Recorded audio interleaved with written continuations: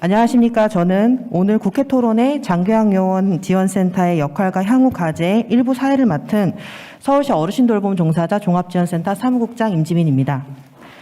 오늘 이 토론회는 장교양 요원 지원센터의 역할 강화를 위한 향후 과제를 모색하기 위해 마련된 자리로 참여해 주신 분들 너무나 감사드립니다. 전국에서도 와주셨는데요. 이렇게 대면으로 토론회를 할 수 있다는 것 자체가 굉장히 뜻깊은 자리인 것 같습니다.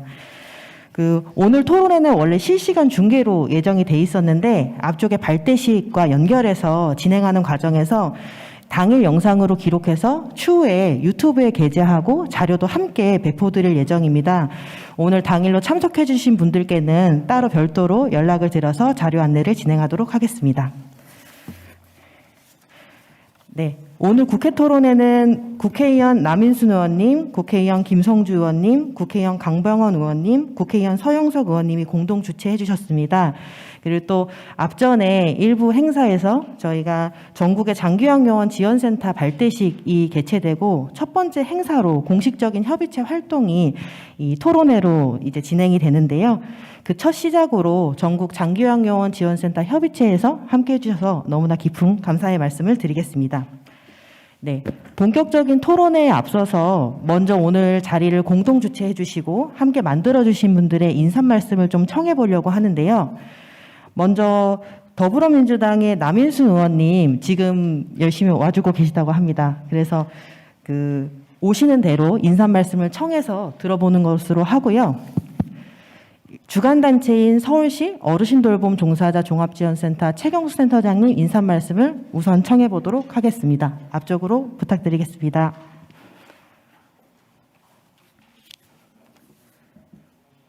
네, 아니 그냥 서서 하셔도 될 것 같습니다.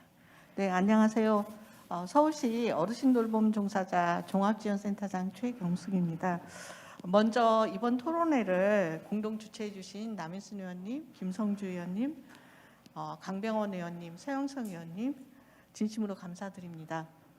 그리고 좌장을 맡아주신 석재훈 교수님, 발제를 맡아주신 서동민 교수님, 박지선 연구원님, 토론자로 참석해 주신 보건복지부 이선주 과장님과 정창미 협회장님, 송영숙 이사장님께 깊이 감사드립니다. 전국의 장교양 요원 지원센터 협의체는 발대식을 시점으로 오늘 첫 공동 주최로 토론회를 열게 됐는데요. 오늘 이 자리에 전국의 13군데 장교양 요원 지원센터 센터장님들과 직원들이 함께 하셨습니다. 센터장님과 관계자분들께 진심으로 감사를 드립니다.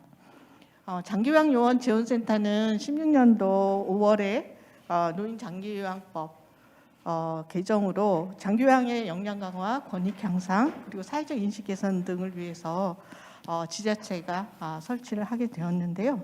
현재 13개 지원센터가 운영 중이고 내년까지 17개 지자체에서 완료가 될 예정으로 알고 있습니다. 장교양 요원 지원센터는 초고령 사회를 앞두고 노인 요양 서비스에 종사하는 현재 50만 명의 장교양 요원을 지원함으로써 장교양의 공공성을 높이고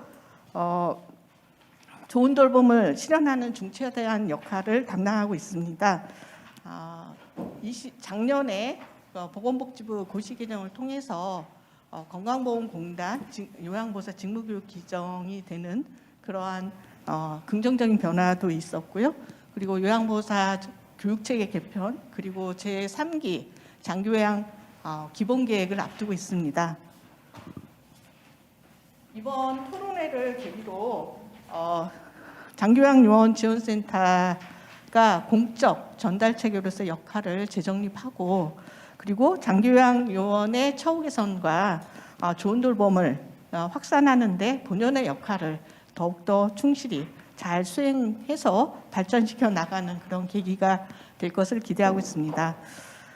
전국의 장교양 요원 지원센터 협의체는 협력 네트워크를 견고히 하고 장교양 요원 처우 개선에 더욱 힘쓸 것입니다. 그 과정에서 여기 계신 분들과 더욱더 노력하도록 하겠습니다. 감사합니다. 네, 좋은 말씀 감사합니다. 네, 이어서 저희 오늘 국회 인사청문회 일정으로 굉장히 바쁘신 와중에서도 토론회 자리해 주셨는데요. 2016년도 노인장기요양보험법 개정을 통해 장기요양요원 지원센터의 법적인 근거를 만들어 주시고 또 이후에도 장기요양요원의 처우 개선과 공공성 강화를 위해서 끊임없이 노력해 주고 계십니다. 남인순 더불어민주당 서울 송파구병 남인순 의원님 큰 박수로 모셔보도록 하겠습니다. 네, 안녕하세요. 반갑습니다. 서울 송파병의 남인순 국회의원입니다. 예, 오늘 저희가 국무총리 인사청문회하고 또 저희 보건복지부 장관 인사청문회가 있어갖고 제가 2개 청문위원으로 참여하느라고 왔다 갔다 하면서 지금 하고 있습니다. 그래서 여러분들 앞서서 노인 전국 장기요양 지원센터 협의체에도 발족하셨는데 거기 참석을 제가 못했습니다. 오늘 협의체와 함께 또 국회에서 장기요양요원의 처우 개선을 위한 장기요양요원 지원센터 역할과 향후 대안 토론회를 같이 주최하게 돼서 굉장히 기쁘게 생각을 합니다. 이 자리에 함께 하신 여러분들 환영합니다. 그리고 토론회를 위해서 애써주신 최경수 센터장님을 비롯한 서울시 어르신 돌봄 종사자 종합지원센터 관계자 여러분께도 감사를 드립니다. 예, 늘 자장을 맡아주시고 또 해주시는 우리 석지훈 교수님 오셨나요? 예, 석지훈 교수님 또 주제 발표를 해주실 서동민 교수님 그리고 박지선 연구위원님 또 토론해 주실 정찬미 회장님 또 송영숙 또 상임이사님 또 이선주 보건복지부에서도 오셨네요. 감사의 마음을 전합니다. 그동안 코로나 속에서 가장 사실은 돌봄 현장의 최일선에서 여러분들이 계셨기 때문에 가장 고생을 정말 많이 하셨습니다. 이제 저희가 코로나 팬데믹에서 엔데믹으로 전환하는 그런 길목에 지금 놓여 있는 그런 상황입니다. 저희가 법을 사실은 제가 이제 만들고 이 센터가 정착되고 활성화되는데 이렇게 더디게 되는 경우를 보면서 저도 국회에서 조금 더 신경을 써서 이거를 각 지자체에만 맡겨놓을 것이 아니라 정부 차원에서 예산을 좀 확보하고 기능을 강화시키는 부분을 이제 신경을 썼어야 되는데 굉장히 좀 더디게 진행되긴 했지만 또 여러분들 덕에 또 협의체도 만들어지고 이걸 계기로 해서 상당히 확산되지 않을까라고 생각을 합니다. 특히 이제 좀 전문가로서의 여러분들의 그 역량을 강화할 수 있도록 또 직무 교육기관이 되어야 된다 이 얘기를 많이 하셨잖아요. 그래서 그 부분이 이제 제도화가 좀 되어야 될 것 같고요. 또 그걸 통해서 양질의 돌봄 서비스를 제공할 수 있는 이제 그런 틀이 만들어져야 되지 않나라고 생각합니다. 아마 오늘 토론회를 통해서 그런 방안들이 좀 더 모색이 될 것 같고요. 오늘 논의된 사안들을 이후에 이제 저희가 또 정기국회가 이제 이루어지게 되면 국정감사라든가 이런 과정에서 그런 논의들이 좀 될 수 있도록 저도 최선을 다하도록 하겠습니다. 여기 계신 분들이 행복해야 돌봄 서비스도 좋아지고 또 건강하고 존엄한 노후를 보장할 수 있을 것이라고 생각합니다. 오늘 참석해 주신 분들과 또 유튜브를 통해서 시청하시는 모든 분들이 건강하시고 행복하시기 바랍니다. 고맙습니다.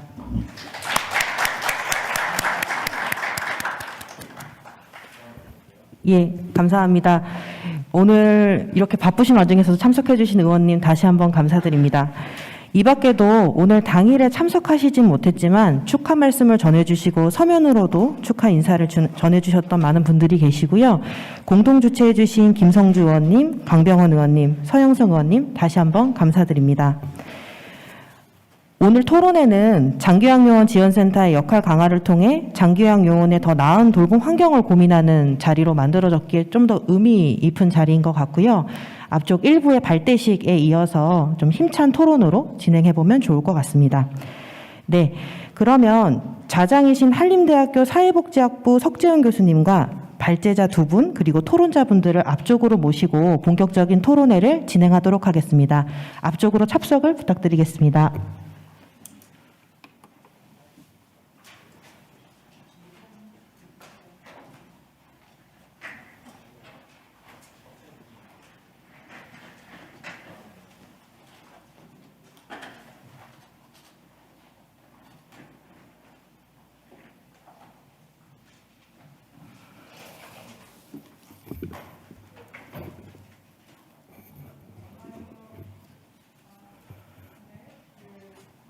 을 맡은 한림대학교 석지은입니다. 오늘 그 말씀하신 대로 장기요양 요원 지원센터의 역할과 향후 과제라는 주제로 이 정책 토론회를 국회 토론회를 시작하게 되었습니다. 일단 오늘 굉장히 사실은 의미가 깊은 것 같습니다. 저 개인적으로 굉장히 감회가 깊었고 오늘 이 행사 전에 있었던 전국 장교양 요원 지원센터 협의체의 발대식 있었고요. 그런 이제 이 협의체가 만들어졌다라는 것 자체가 굉장히 의미가 있을 것 같고 장교양 요원 지원센터가 사회적인 역할을 수행하는데 서로 힘을 모아서 더 많은 것들을 이뤄내실 거라고 생각합니다. 지금 법 제정에 큰 도움을 주셨던 의원님 남인순 의원님께서 말씀하셨지만 가는 길이 조금 더뎌 보이더라도 그것이 큰 힘으로 연대했을 때 좀 더 속도가 나게 되지 않을까 싶습니다. 오늘 이 토론에도 그런 역할을 하는 그 바탕에 그 디딤돌이 될 거라고 생각을 합니다. 오늘 일단 두 분의 굉장히 귀한 발제를 모셨습니다. 그 발제 두 개의 발제가 이루어지는데요. 일단 발제 그 해주실 교수님 소개드리겠습니다. 장교양 요원 지원센터의 역할과 발전 방향에 대한 큰 그림을 보여주실 백석대학교 서동민 교수님 소개드리겠습니다.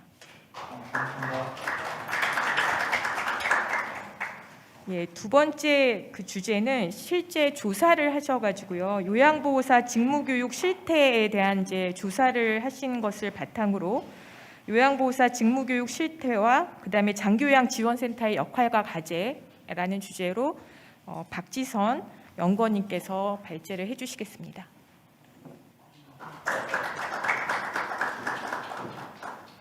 네, 먼저 그 토론할 때 나중에 소개를 드리는 게 좋을 것 같고요. 일단 발제부터 먼저 듣겠습니다.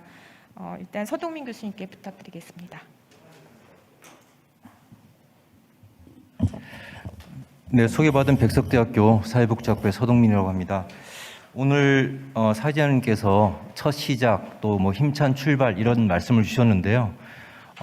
이러한 자리에 초대해 주셔서 또 함께할 기회를 주셔서 너무나 감사를 드립니다. 제가 힘차게 시작을 할 수 있도록 많이 응원 부탁드리겠습니다. 예, 지금 오늘 제가 준비한 자료는 이제 15페이지를 보시면 될 것 같은데요. 이 그동안 걸어왔던 길들 이것들을 한번 쭉 살펴보고요. 또 함께 우리가 걸어가야 될 길들이 어떤 길들이 놓여 있는지 또 어떤 과제들이 있을지 이런 부분들을 한번 모색해보는 고민해보는 그런 자리가 되었으면 좋겠습니다. 순서는 보시는 바와 같습니다. 넘겨보시면 이제 장기요양요원 지원센터 설치 배경 및 추진 경과에 대해서 말씀을 드리도록 하겠습니다. 오늘 좌장을 맡고 계신 석지은 교수님께서 발표를 하셨던 자료입니다만 장기요양 요원 지원센터의 설립 배경으로 인력의 낮은 전문성, 또 열악한 환경, 또 장기요양 현장의 인력 수급 불균형 문제라고 하는 점들을 지적하셨고요. 또 이런 것들이 단순히 개별적인 문제가 아니라 굉장히 뭐라고 할까요? 악순환의 고리처럼 작동을 해서 이것들이 심화되고 있다라고 하는 부분들을 나타내주고 계십니다. 그런가 하면 노인장기요양보험 도입 초기부터 사실은 요양보호사를 중심으로 해서 다양한 어떤 제도적, 공식적 지원 방안의 필요성들이 제기되기도 했었습니다. 굉장히 오래전 일인 것 같아요. 2012년도에 벌써 이런 이야기를 했었는데요. 인력 유지 유입을 위해서 시급 현실화, 임금 가이드라인 제시, 의무 보수교육 실시, 승급체계 도입, 근무 방법에 대한 가이드라인 제시, 직업병 예방 건강관리 지원, 전담 고충 상담 창구 마련. 그런가 하면 신규 인력 창출을 위해서는 실무교육 강화하고요. 요양보호사 양성교육이요. 또 직업윤리, 직업의식 고치, 또 역할 홍보. 하여튼 이런 내용들이 있었습니다. 2012년도 이후에 저희가 좀 미진한 부분도 있고 또 많은 부분들이 또 장기요양요원 지원센터를 통해서 또 달성된 부분도 있는 것 같습니다. 하지만 여전히 이런 것들이 또 저희 과제로서 책상에 올라와 있는 것 같고요. 이후 장기요양요원 지원에 있어서 다양한 노력들이 있었지만 대체로 개별적 사업 형태로 추진되었다는 어떤 제한점이 있을 것 같습니다.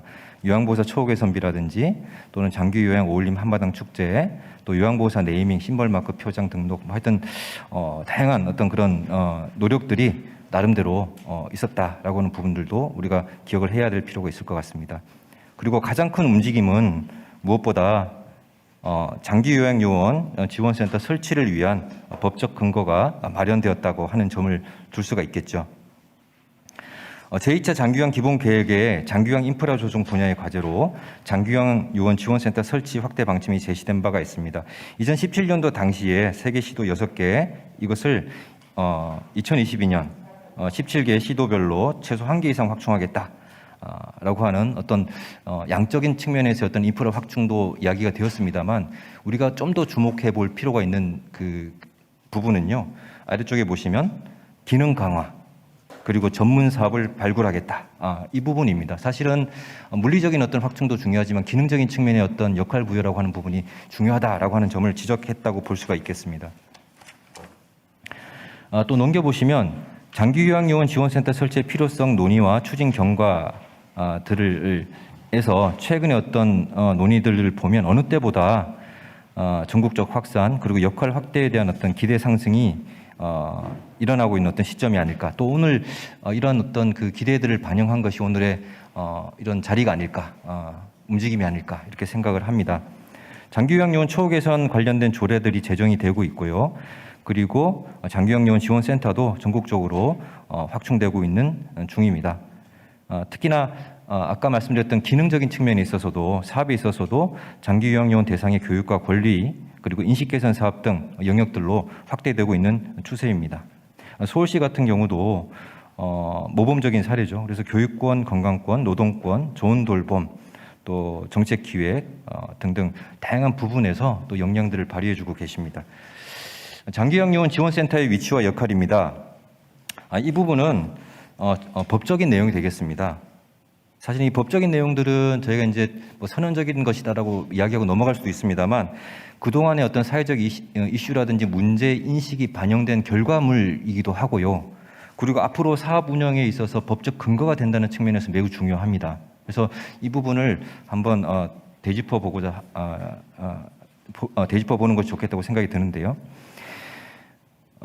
노인장기요양보험법에서는 장기요양요원 지원센터의 업무를 크게 3가지 범주로 구분하고 있습니다. 너무나 잘 아시겠지만 권리침해, 역량 강화를 위한 교육 지원, 그리고 건강검진 등 건강관리를 위한 사업입니다. 물론 그 법 내용 아래쪽에 보시면 그 밖에 장기요양요원의 업무 등에 필요해서 대통령령으로 정하는 사항 등등이 또 이렇게 명시가 되기도 합니다. 시행령에서도 또 추가적인 한 2-3가지 사항을 또 기술을 하고 있는데요. 첫 번째는 취업 관련 정보 제공 및 상담, 또 4번째는 사회 인식 개선을 위한 사업, 이렇게 되어 있습니다. 앞쪽하고 좀 중복적이긴 한데 권리 보호 그리고 전문가로 구성된 자문위원회 설치 등을 명시를 하고 있습니다. 그런가 하면 특히 각 지자체 수준에서 조례를 통해서 다양한 업무 내용을 규정을 하고 있습니다. 서울시 사례를 보자면 사회적 인식 제고, 스트레스 예방 및 해소를 위한 건강 증진, 직무 향상 교육 등 역량 강화, 취창업 상담 및 대체 인력 지원, 인권 침해, 기타 복리 향상 등이 되겠습니다. 다음으로 우리 센터의 명칭이기도 한데요. 장기요양요원의 범위가 어디까지인가 하는 부분입니다. 현재 노인장기요양보험법에 따르면 장기요양 기관에 소속되어 업무를 수행하는 자, 이것을 이제 장기요양요원이라고 한다라고 되어 있고, 좀 더 구체적으로 살펴보면 아래쪽에 보시다시피 요양보호사, 사회복지사, 간호사, 간호조무사, 치과위생사, 물리치료사, 자급치료사를 포함을 하고 있습니다. 하지만 처음부터 이랬던 것은 아닙니다. 과거의 내용들을 보시면요, 개정 전에는 장기요양요원의 범위를 요양보호사, 그리고 간호사, 간호조무사, 치과위생사 여기까지로 규정을 해놓고 있었습니다. 이것은 이제 개정을 통해서 그 범위를 확대한 것이죠. 장기요양요원에 대한 어떤 인력에 대한 관리 책임은 어디에 있는가, 이 부분이 또 중요한 이슈이기도 합니다. 어쨌든 우리 법에 보면 장기요양요원, 특히 요양보호사의 자격시험 등 양성관리에 대한 책임을 지자체, 특히 시도지사에게 부여를 하고 있습니다. 또 장기요양 요원이 종사하는 장기요양 기관에 대해서도 지자체, 주로 시군구청장의 관리 책임을 부여하고 있고요. 특히 최근에 지정갱신제가 도입되면서 이런 어떤 권한과 역할은 보다 강화가 되지 않을까 싶습니다. 다음으로 장기요양 요원 보호에 대한 장기요양 기관 시설장의 책임이 규정되어 있다는 것도 굉장히 특징적입니다. 제가 한번 읽어보도록 하겠습니다. 제35조 제4항인데요. 장기요양 기관의 장은 장기요양 요원이 당 각 호의 어느 하나에 해당하는 경우로 인한 고충의 해소를 요청하는 경우 업무의 전환 등 대통령령으로 정하는 바에 따라서 적절한 조치를 하여야 한다. 라고 해서 기관장의 어떤 책임, 역할을 또 이렇게 규정해 놓고 있기도 합니다. 지금까지 말씀드렸던 것들을 좀 간략히 한 슬라이드로 정리를 해보자면요. 장기요양요원 지원센터의 기능 및 역할은 보시는 바와 같이 한 5개 분야로 나눠볼 수가 있고 지역 수준에서 조례 등으로 부여받은 전문 사업 분야가 또 나열이 가능할 것 같습니다. 우측에 보시다시피 장기요양요원도 요양보호사, 간호사, 간호조무사, 치유위생사에서 현재는 사회복지사, 물리치료, 작업치료를 포함하는 그런 형태로 되어 있다는 점입니다. 그리고 직접적으로 명시를 해놓고 있지는 않지만 사실은 장기요양 수급자 및 가족, 그리고 장기요양 기관, 또 지자체 관련 기관 등도 사실은 직간접적으로 대상의 범위에 포함되지 않을까 싶습니다. 장기요양요원 지원센터의 과제와 발전 방향을 살펴보도록 하겠습니다. 사실 이 부분은 제가 어떤 대답을 드린다기보다도요, 질문을 몇 가지 써왔습니다. 그래서 이 부분을 같이 한번 고민을 해봤으면 좋겠습니다. 첫 번째는 장기요양 지원센터의 주된 개입 대상은 누구일까? 장기요양 요원 지원센터의 제공 서비스는 과연 무엇인가? 장기요양 요원 지원센터의 서비스 전달 체계는 어떻게 작동되는가? 또 어떻게 작동되어야 할 것인가? 또 역할을 수행하기 위해서는 어떤 재정 구조, 재원 이런 부분들이 어떻게 조달되고 마련되고 운영되어 관리되어야 할 것인가? 라고 하는 질문입니다. 명확히 답변이 가능하실까요? 예, 고민을 해봐야 되겠죠. 예, 그래서 한번 하나씩 살펴보도록 하겠습니다. 예, 장기요양 요원 지원센터의 개입 대상과 범위입니다. 법에서는 장기요양 기관에 종사하고 있는 인력, 이것은 이제 장기요양 요원이라고 해놓고 급여와 관련돼서 기술하면서 아래 그림에서 보시다시피 이렇게 작업치료사까지를 이렇게 규정을 해놓고 있는데요. 사실은 앞으로 어떤 논의 과정 속에 있어서는 인력 배치 기준이나 또는 실제로 장기요양 기관에 종사하고 있는 어떤 직종들을 고려해 본다고 한다면 또는 상대적으로 취약하다고 판단되는 부분들을 고려해 본다면 좀 조심스러운 말씀입니다만 영양사, 또 위생원, 조리원, 사무원, 그리고 사실은 주야간 보호센터 같은 경우는 운전원까지 또 사실은 장기요양 요원이라고 할 수 있지 않을까. 그분들도 어쨌든 현장에서 같이 노력해주고 계신 분들이 아닐까라는 생각이 듭니다. 그리고 장기요양 요원 지원센터의 개입 대상과 범위인데요. 이 우측에 있는 그림은 이제 돌봄의 어떤 구조에 대해서 설명해 놓고 있는 유명한 그림입니다. 그러니까 돌봄을 받는 자가 있으면 돌봄을 주는 자가 있고 이게 돌봄 관계고요. 이것을 사회적으로 지지하는 체계. 그래서 앞쪽을 1차적 돌봄 관계, 뒤쪽을 2차적 돌봄 관계라고 하는데 이 돌봄의 특성을 가장 단면적으로 나타내고 있는 그림이라고 볼 수가 있는데요. 그러니까 핵심은 그겁니다. 돌봄은 공식적 지지 체계 외에 가족이 있다. 가족이라고 하는 관계성이 있다. 비공식 돌봄 체계가 있다. 비공식 케어 인력이 있다. 그래서 어떻게 보면 장기요양 요원은 아니지만 가족도 우리가 고민해야 될 대상의 어떤 범주에 들지 않겠느냐는 생각을 해보았습니다. 다음 슬라이드 보시면요. 지역사회의 개념을 시설과 재가로 이분법적으로 접근할 것이 아니라 이들을 포괄하는 관점에 접근하는 것이 필요할 것 같습니다. 최근에 탈시설화 또는 AIP 이런 논의들이 정말 열띠게 진행이 되고 정책에 반영되고 있고요.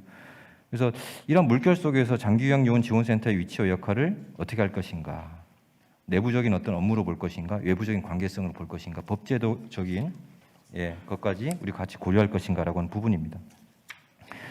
그래서 사실 2차 장기요양 기본계획, 또 지역사회 통합돌봄 기본계획, 국민건강보험 종합계획, 치매관리 종합계획 이런 것들이 저희가 알게 모르게 지금 진행이 되고 있고요. 여러분 아실지 모르겠지만 이 안에 장기요양 요원 또는 장기요양과 관련된 내용이 다수 포함되어 있습니다. 그리고 그 내용들은 사실은 장기요양 현장에서 일하시는 분들의 어떤 내용들과 직결되어 있고요.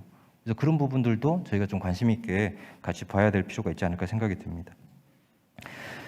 권리 침해에 관한 사항들을 조금 이제 말씀을 나누고 싶습니다. 그래서 권리 침해에 관한 상담과 지원 절차에 대한 정비도 필요한 시점이라고 생각이 듭니다. 수급자 및 가족의 폭력이나 특히 기관장에 의한 급여 외 행위 요구 등을 기관 스스로 관리하도록 하는 것은 현실성이 좀 낮지 않을까라는 생각이 들고요. 그 조치도 법에 의하면 업무의 전환 이렇게만 명시가 되어 있는데 굉장히 소극적인 대처라고 저는 판단이 듭니다. 입소자, 이용자의 인권 보호나 침해에 대한 어떤 개입 노력 이것들은 굉장히 강력하죠. 노인 학대라든지 인권 침해라든지. 그래서 사실 종사자에 대한 부분에 있어서도 이것들이 균형을 이루는 노력들이 필요하지 않을까라고 생각이 듭니다. 그래서 뭐 제안이긴 합니다만 장기요양 요원의 어떤 권리 침해에 있어서 해당 기관 수급자와 가족에 대한 어떤 공식적 개입 절차를 센터에 마련을 하고 일정 부분 권한을 부여하는 방안도 저희가 좀 검토를 해볼 필요가 있지 않을까. 그러니까 상담을 위한 상담으로 끝나는 것이 아니라 상담이 실제 실천으로 연결될 수 있도록 하는 고리가 필요하지 않을까라는 말씀을 좀 드리고 싶습니다. 이제 다만 이제 사회보험으로 진행이 되는 만큼 지원센터 단독의 어떤 직접적인 개입 활동보다는 보고 접수와 사실 조사, 경고 등 관련 권한을 부여하되 실제 조치에 대해서는 제도적 연계나 의뢰 체계를 구조화해서 상호 협업하는 방식이 좀 타당하지 않을까라고 생각이 듭니다. 근데 어쨌든 이 부분은 좀 더 고민이 필요합니다. 권리 침해에 관한 상담 및 지원 이제 두 번째 내용인데요. 가사간병 방문 지원 사업이 있습니다. 이게 지역사회 서비스 투자 사업, 하여튼 뭐 이런 다양한 내용들이 있죠. 그래서 지역사회에서 이루어지고 있는 부분들인데요. 이용자가 서비스 제공 과정 전반에 지켜야 할 사항을 이용자 이용 수칙으로 구분해서 자세히 제시하고 있습니다. 그 이용자 부당행위 처리에 대해서 직권 조치 내용이 추가로 명시되었는데요. 보다 적극적으로 제공 인력에 대한 상습적인 폭언, 폭행, 성희롱, 성추행 뭐 이런 일이 발생을 했을 경우는 시군구가 아래 절차를 거쳐서 일정 기간 서비스를 중단하거나 자격 중지 조치를 취할 수 있도록 이렇게 장치를 마련해 놓고 있습니다. 두 번째로 그리고 권리 침해에 관해서 뭐 국외 사례이긴 합니다. 뭐 잠깐 제가 말씀을 드리면 일본의 경우는 장기요양 요원에 대한 폭력을 심각한 일로 봅니다. 지역사회에서 활동할 개호 인재 인력을 확보하고 유지하는 데 지금 사활을 걸고 있거든요. 그래서 공동의 이익에 반하는 행위라고 봅니다. 그러니까 개인적인 문제가 아니고요. 그래서 공동체, 지역사회 주민, 타인에게 악영향을 주는 아주 매우 심각한 행위로 보고 적극적으로 개입을 합니다. 캐나다의 경우는 코로나19 위기 속에서 어떤 일이 벌어졌냐면요. 2020년도에 코로나 상황에 사망자 10명 중에 8명이 노인요양 시설에서 발생을 했습니다. 그래서 트리도 총리가 지금 아주 벌받는 학생처럼 우울한 표정을 짓고 있죠. 가운데 사진 보시면요. 이게 무슨 일이냐면 그래서 군부대를 투입했습니다. 요양보호사, 간호사가 다 도망갔어요. 시설에서 사람이 죽어 있으니까요.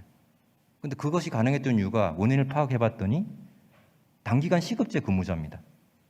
그러니까 상근직이 아니니까 나갈 필요가 없는 것이죠. 그리고 이 인력들이 여러 개 시설들을 돕니다. 그러니까 코로나가 더 빨리 확산되겠죠.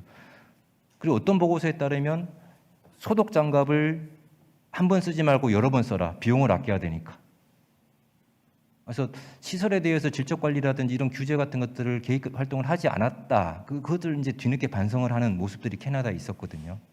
근데 나중에 실제로 군부대가 투입돼서 조사를 해보니까 코로나로 죽은 게 아니고요. 종사자들이 도망가서 기도가 막혀서 돌아가시는 경우가 많았습니다. 음식물을 삼키다가 적절히 대처를 하지 않았어요.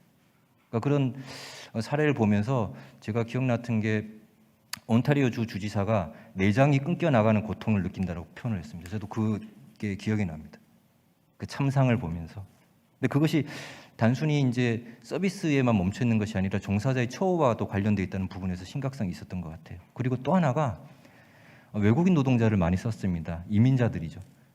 어떻게 보면 그래서 그 이민자들이 그 어르신하고 어떤 교감을 잘 하지 못했던 것 같아요. 문화적으로 어떤 책임성 뭐 이런 거. 근데 저희 요양보호사분들 저희가 굉장히 어떤 문제가 많다라고 말씀 많이 하시긴 합니다만 저 코로나 상황에서 도망가신 분은 없으시잖아요.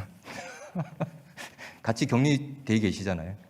그러니까 그것만 하더라도 어떤 뭐라고 할까요? 책임, 직업에 대한 소명의식 이런 것들을 충분히 발휘하셨다. 저는 정말 우리가 감사하게 생각해야 된다. 우리 사회에서 그렇게 생각합니다. 이런 사례들을 보면서요. 다음으로 이제 역량 강화를 위한 교육 지원입니다. 장기요양 요원 특히 요양보호사에 대한 양성 및 교육 체계 전반에 대한 개편이 요구되는 상황입니다. 장기요양 요원 양성 및 교육 체계에 대한 문제점에 대한 인식과 필요성에 대해서 지적은 계속되어 왔었고요. 각 주체별로 사실 정말 많이 노력하셨습니다. 건강보험공단도 지자체도 관련 협회나 기관 등. 하지만 이제 너무나 잘 아시겠지만 제한점들이 많죠. 그러니까 이런 상황에서 장기요양요원 지원센터도 법적 근거에 따라서 역량 강화를 위한 교육 지원에 함께 노력을 하고 계십니다. 그래서 그동안 교육 수행 과정에서 나타난 장점을 파악하고 신규 인력 양성과 또 기존 인력의 어떤 유지를 위해서 기여할 수 있는 구체적인 방안을 시급히 도출해야 될 시점이라고 생각이 들고요. 아마 제 뒤에 발표하실 박사님께서 그 부분에 대해서는 또 우리가 좀 생각해 볼 부분들을 말씀 주실 것 같습니다. 장기요양 보호를 담당하는 인력의 업무 및 기능에 대한 견해입니다. 굉장히 국제적인 쟁점입니다. 전문가인가 일반적 수준인가 시설 이용에 따라서 달라야 되는가 어떤 방식으로 채용해야 될까 노동자의 자격을 어떻게 규정할까 보수교육과 지속적 훈련은 어떻게 이루어져야 할까라고 하는 이 질문인데요. 저희가 그냥 위안이 되는 것은 우리만 고민하는 게 아니라 모든 국가들이 고민하고 있는 사실입니다. 이게 정답은 없는 것 같습니다. 그냥 같이 고민하고 노력해보는 수밖에 없는 것 같고요. 장기요양 요원이 가지는 전문성에 대한 인식 제고 노력이 필요합니다. 외부로부터의 인식은 물론 내부로부터의 인식도 중요합니다. 그래서 전문성이라고 하는 것은 대상자에게 서비스를 제공하는 데 있어서 자신이 활용할 수 있는 어떤 기술과 자격, 또 윤리성 이런 것들을 반영하고 있습니다.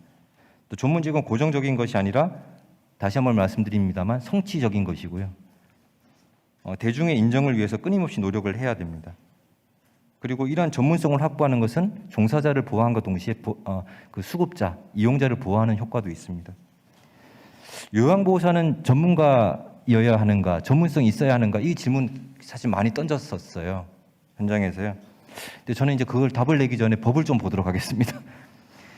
노인복지법 제93조 2항에 보시면 제가 밑줄을 그어놨습니다. 노인 등의 요양보호사는 노인 등의 신체활동 또는 가사활동 지원 등의 업무를 어떻게 한다고요? 전문적으로 수행하는 사람이다라고 이렇게 명시가 되어 있습니다. 그러니까 저희가 이제 물음표를 달기 전에 이제 우리가 노력해야 될 방향성이라고 하는 것이겠죠. 예, 제공 서비스입니다. 그래서 다음 슬라이드를 보시면 역량 강화를 위한 교육 지원이 필요하다. 그래서 과거에 2차 기본계획에서도 요양보호사 경력개발 경력 구축 및 직무교육 체계를 마련해야 된다라고 하는 내용을 제시를 한 바가 있었고요. 그리고 당시에 또 글쎄요 좀 조심스러운 이야기입니다만 역시 요양지도사라고 하는 별도의 어떤 승급 체계를 마련해서 인력들이 슈퍼바이저로서 요양보호사 체계 내에서 중간 관리자로서 좀 역할을 할 수 있도록 하자라고 하는 내용도 담았던 적이 있습니다. 그래서 이 부분을 사실은 기억하실지 모르겠습니다. 2017년도에 서울문화회관에서 장기요양요원 경력개발 및 전문성 강화 방안에 관한 공청회라고 해서 굉장히 크게 개최를 했었고요. 그때 다양한 요양보호사님들 또 여기 센터장님들 오셔가지고 사진 찍고 막 이렇게 박수치고 굉장히 훈훈한 분위기였던 걸로 기억이 납니다.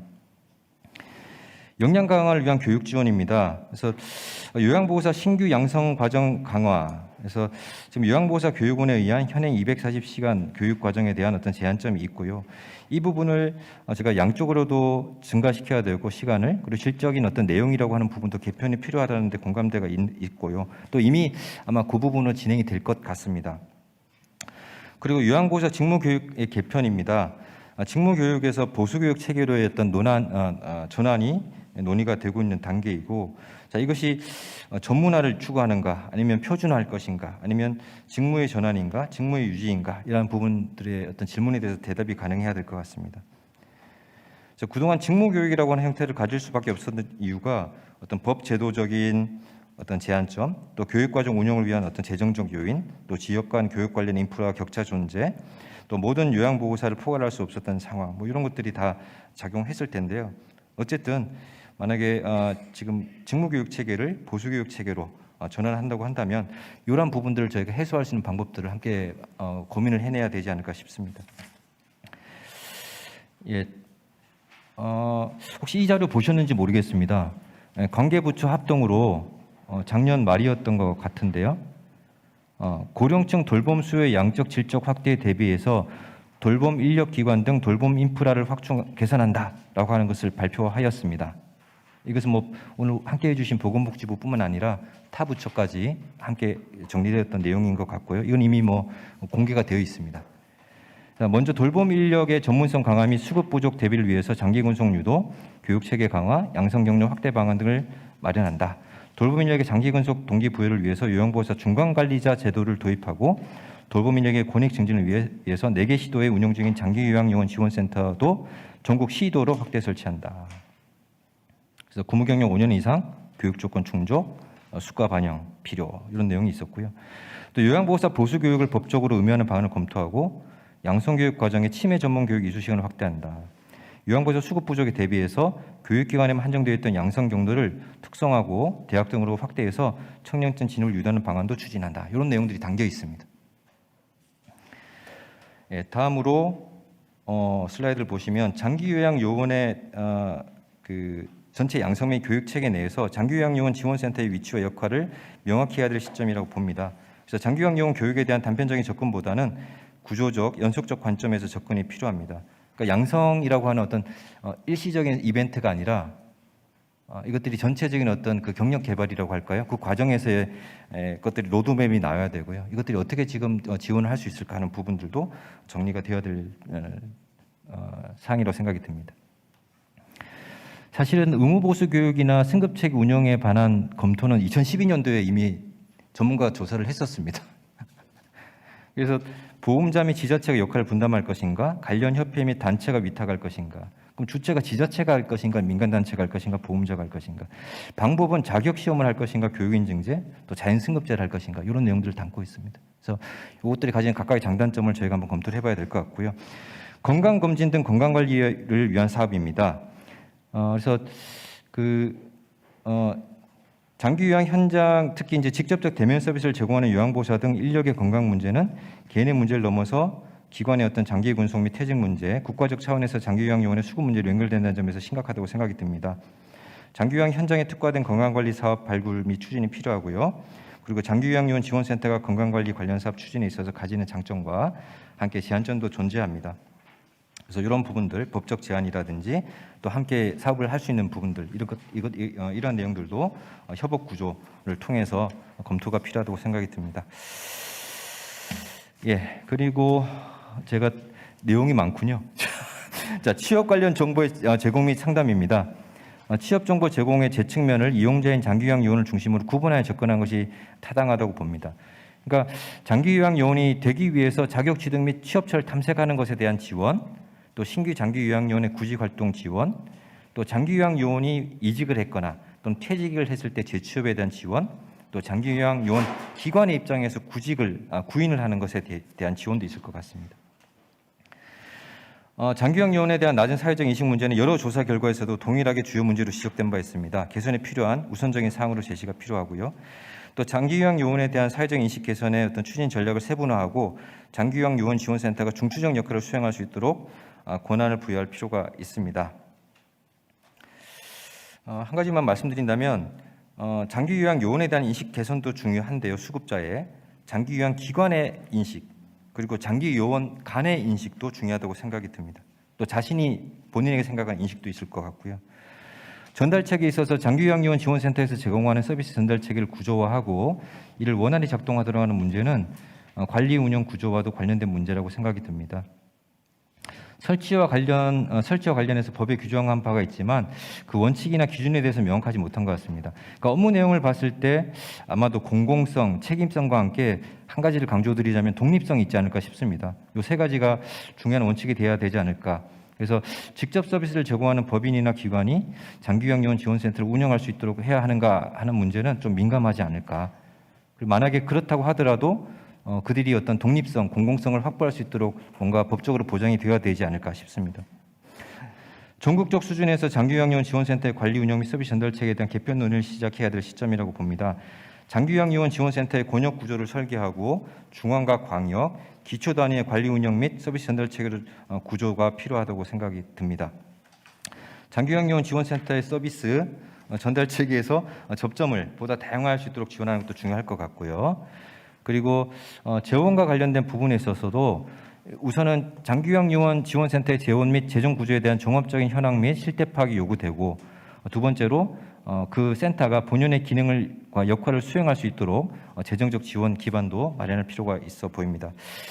예, 마치도록 하겠습니다. 장기요양 요원 지원센터의 설립 및 운영 목적, 기능과 역할에 대한 사회적 공감대 형성이 무엇보다 중요할 것 같고요.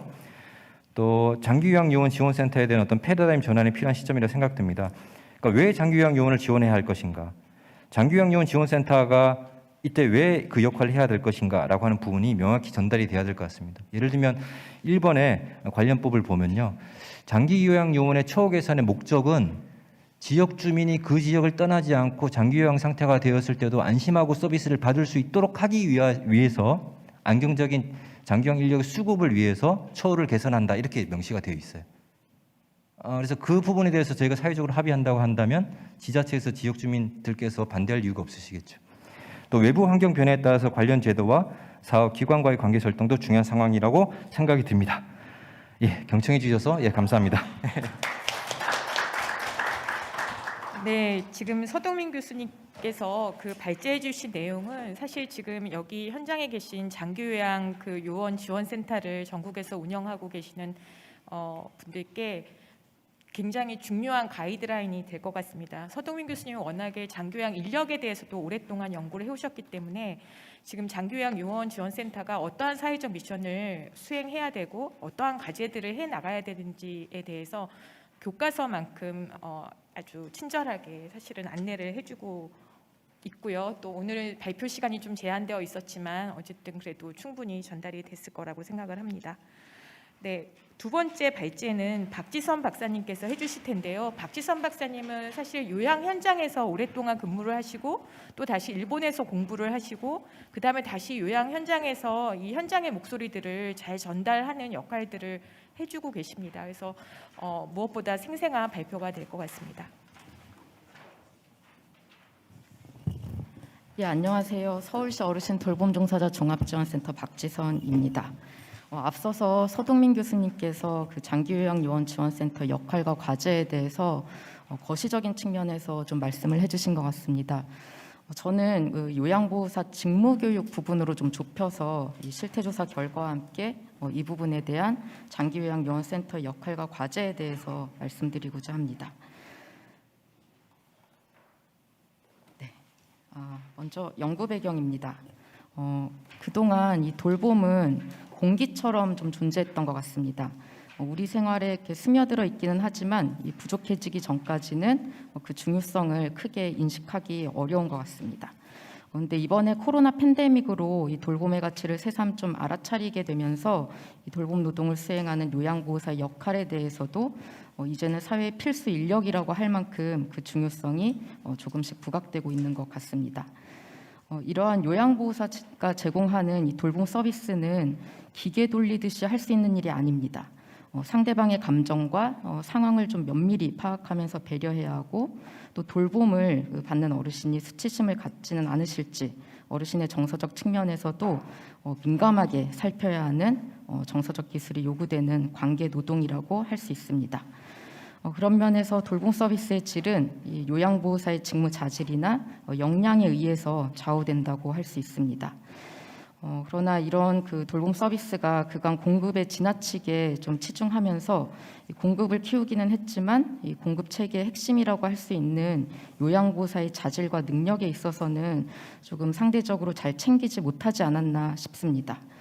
요양보호사 자격 취득을 위한 양성 교육을 받고 나면 자격 취득 이후에 요양보호사로 활동하는 동안에는 직무 역량을 높인다거나 아니면 전문 직업인으로서의 자격을 관리할 수 있는 교육은 거의 이루어지고 있지 않습니다.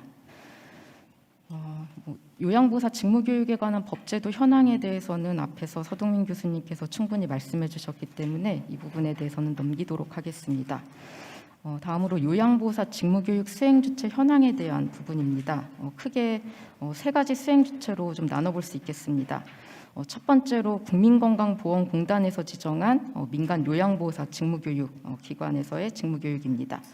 여기에서는 이제 공단이 개발한 직무교육 교재를 활용해서 교육을 진행합니다.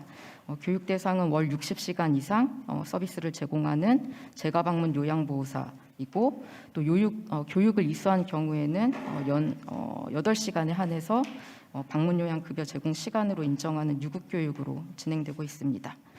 두 번째로 요양보호사 선생님들이 소속되어 있는 장기 요양기관에서 진행하는 교육입니다.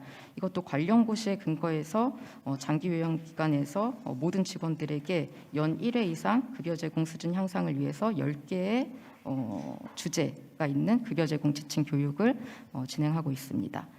세 번째로 장기요양요원 지원센터에서의 직무교육입니다. 법적인 장기요양요원 지원센터인 서울시 어르신 돌봄 종사자 지원센터에서는 이 교육권 강화를 위해서 4개 관건역 센터에서 다양한 주제로 요양보호사를 대상으로 한 직무교육을 진행하고 있습니다. 그리고 이러한 그 요양보호사 직무교육과 관련해서 최근 좀 변화가 생겼습니다. 국민건강보험공단 지정 요양보호사 직무교육 수행기관의 변화라는 슬라이드인데요.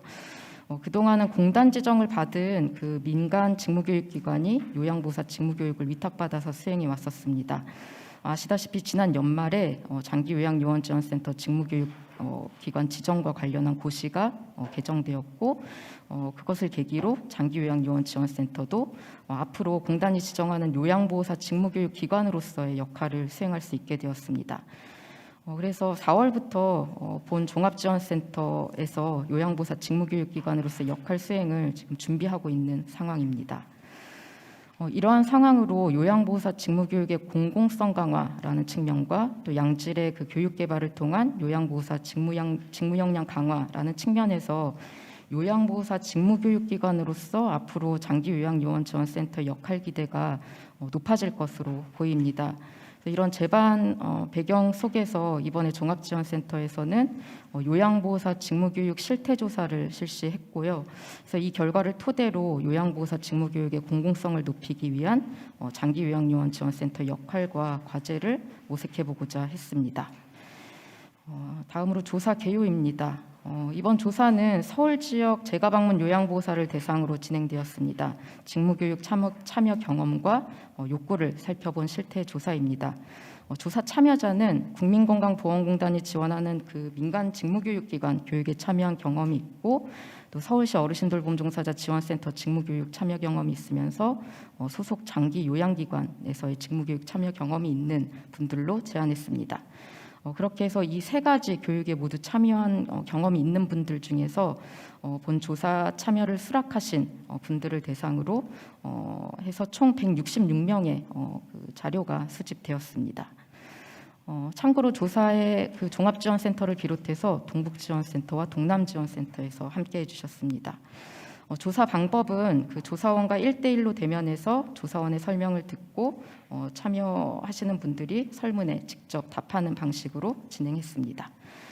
설문 내용은 새 수행 주체에 진행된 직무교육, 아까 국민건강공단에서 지원하는 직무교육, 그다음에 소속기관에서의 교육, 지원센터의 직무교육 이렇게 세 가지에 대해서 업무에 도움이 된 정도라든지 만족도, 교육 참여 동기 이런 것들을 비롯해서 직무교육에 대한 욕구를 살필 수 있는 문항들로 구성하였습니다. 이렇게 수집된 자료를 가지고 빈도 분석과 기술 통계와 집단 간 평균차 검증 등의 분석을 통해서 응답 결과를 정리했습니다. 그럼 주요 분석 결과를 말씀드리겠습니다. 먼저 참여자의 일반적인 기본적인 특성입니다. 성별은 거의 대부분이 여성분들이셨습니다. 응답자의 96.4%가 여성이었고요. 평균 연령은 61.5세였습니다. 총 경력은 그러니까 돌봄 현장에서의 총 경력은 약 6년, 그리고 현 기관에서의 그 경력은 약 3년 정도로 나타났습니다. 그리고 참여자분들이 근무하고 있는 그 기관의 유형은 개인 사업자가 65.7%로 가장 많은 비율을 나타냈습니다. 다음으로 직무교육에 대한 욕구를 먼저 좀 살펴봤습니다.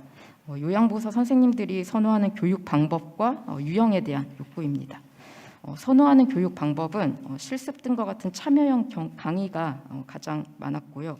교육 유형으로는 교실 수업인 대면 교육을 가장 많이 선호하는 것으로 나타났습니다. 다시 말해서 실습 등과 같이 참여형 강의 형태로 진행되는 대면 교육을 선호하는 경향을 보였습니다.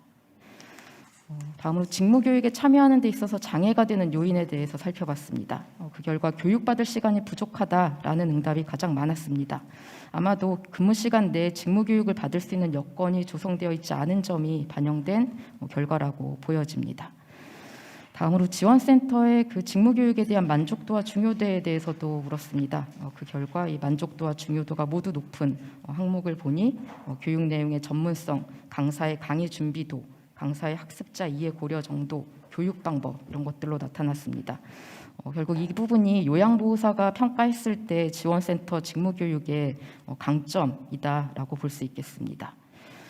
다음으로 지원센터 직무교육이 다른 직무교육기관과 비교해서 어떤 특징이 있다고 생각하는가라는 질문에 대해서는 1순위로 실무에 바로 적용할 수 있는 교육이 많다, 2순위로 직무 수행에 대한 자신감을 높여준다라는 항목에 대한 선택이 많았습니다. 이 부분은 지원센터의 교육이 아무래도 소그룹 대상으로 또 현장 맞춤형 교육으로 운영되고 있다는 점에 대해서 긍정적으로 평가한 결과가 아닌가라고 생각이 됩니다. 다음으로 수행 주체별로 직무교육 참여 동기에 대해서 물었습니다. 응답 분석한 결과 세 수행 주체 모두 1순위가 업무 능력 향상을 위해서라고 나왔습니다. 근데 2순위에서 조금 응답이 갈렸습니다. 지원센터 직무교육 같은 경우에는 자기 개발을 위해서라고 응답한 비율이 많았던 반면에 공단 지원 직무교육이나 소속기관 직무교육은 기관 권유로라는 응답 비율이 많았습니다. 이러한 결과는 지원센터 교육은 대체로 좀 요양보호사 선생님들이 자발적으로 참여하는 경향이 높은 반면에 공단 지정 직무교육이나 소속기관의 직무교육은 조금 비자발성의 그 형태를 띤 참여 경향이 반영된 것이 아닌가라고 생각됩니다. 다음으로 새 수행 주체 직무교육 만족도에 대해서 비교 분석한 결과입니다. 직무교육 만족도는 교육 환경, 강사, 교육 내용, 교육 전반에 대한 만족도로 살펴봤습니다. 교육 환경 및 운영의 세부 문항인 강의실 환경의 쾌적성이라든지 수강 인원의 적절성, 이런 6문항에 대해서 살펴본 결과 지원센터와 공단 지정 기관 그리고 지원센터와 소속기관 간의 유의미한 차이를 보였습니다. 다시 말해서 지원센터의 교육 환경이나 운영에 대한 부분들에 있어서 요양보호사의 만족도가 공단 지정 기관이나 소속기관보다 높게 나타났습니다. 다음으로 강사 만족도의 경우에는 강사의 전문성이라든지 강사의 강의 준비 정도, 그다음에 강사의 학습자 이해에 대한 만족도에 있어서 지원센터 직무교육 강사에 대한 만족도가 공단 지정 기관이나 소속기관보다 높은 것으로 나타났습니다. 교육 방법이나 교육 내용의 전문성 그리고 교육의 수준의 적절성 이런 부분들로 교육 내용에 대한 만족도에 대해서도 비교한 결과 공단 지정 기관이나 소속 기관과 비교했을 때 지원센터에 대한 만족도가 높은 것으로 나타났습니다. 결과적으로 교육 전반에 대한 만족도에 있어서도 지원센터에 대한 만족도를 높게 평가하고 있었습니다.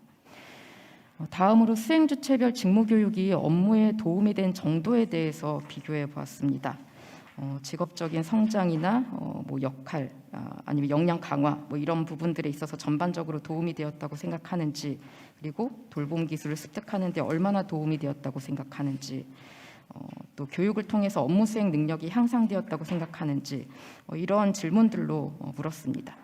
결과적으로 업무 역량 강화나 돌봄 기술 습득, 교육 성과 이 모든 영역에서 지원센터의 직무교육이 공단 지정 기관 직무교육이나 소속기관 직무교육보다 긍정적인 평가를 받고 있는 것으로 나타났습니다. 여기까지 그 직무교육 실태조사에 대한 주요 내용을 말씀드렸고요. 이러한 결과를 토대로 앞으로의 그 요양보호사 직무교육과 관련해서 장기요양지원센터의 역할과 과제를 좀 정리해 보고자 합니다. 첫 번째로 공공직무교육기관으로서 장기요양요원지원센터의 선도적 역할 수행의 필요입니다. 조사 결과를 통해서 교육 내용을 비롯한 교육 제공 환경이나 강사 이런 다각적인 측면에서 봤을 때 요양보호사의 업무 성장이나 역량 향상에 있어서 지원센터의 직무교육이 다른 수행주체의 직무교육보다 도움이 되고 있고 만족도가 높음을 알 수 있었습니다. 실제 선생님들이 조사에 참여하시면서 이렇게 응답뿐만이 아니라 여러 의견들을 주시기도 하셨는데요. 하루에 8시간 적지 않은 시간을 할애해서 직무교육을 받는데 그래서 득이 될 수 있는 알찬 시간이었으면 하지만 본인이 참여한 교육원에서는 교육이 조금 지루하게 운영되더라. 그래서 그냥 앉아만 있다 오기도 했다. 또 교육기관마다 다르겠지만 내가 교육받은 기관은 강사 전문성이 조금 부족한 것 같더라. 강사 자질도 좀 점검해야 되지 않을까라는 말씀을 주기도 했습니다. 공단이 지정하는 민간기관 교육은 매년 표준교육 교재를 마련해서 교육 내용은 이렇게 표준화되어 있기는 하지만 이를 활용하는 민간교육기관에서는 각 기관의 운영 상황이나 강사 등과 같은 여건에 따라서 교육 운영에 있어서 편차가 나타나는 것으로 보입니다. 소속 기관에서 진행하는 교육도 직무 역량 향상이라는 측면에서 볼 때 물론 충실히 수행하는 기관도 있겠지만 직무교육의 책무성보다는 기관 평가 목적이 조금 더 앞서서 형식상 운영하는 경향이 좀 보입니다. 그래서 직무교육 본연의 효과성을 기대하기는 좀 어렵지 않을까 싶습니다. 이러한 상황에서 그간 서울시 어르신 돌봄종사자 지원센터가 운영해온 직무교육은 이 요양보호사 직무교육 운영에 있어서 여러모로 시사하는 바가 있다고 보여집니다. 지원센터에서는 요양보호사 직무 향상에 필요한 다양한 교육 주제를 운영해왔고 또 관련 주제에 대한 전문 강사 풀을 구축하면서 직무교육의 다양한 노하우를 쌓아왔습니다. 이런 교육 지원 체계 마련과 운영은 실상 경영 효율을 강조할 수밖에 없는 개별 민간교육원 단위에서는 개별 비용을 들이는 수고를 감수하면서 수행한다는 것이 현실적으로 어려운 일일 수밖에 없습니다.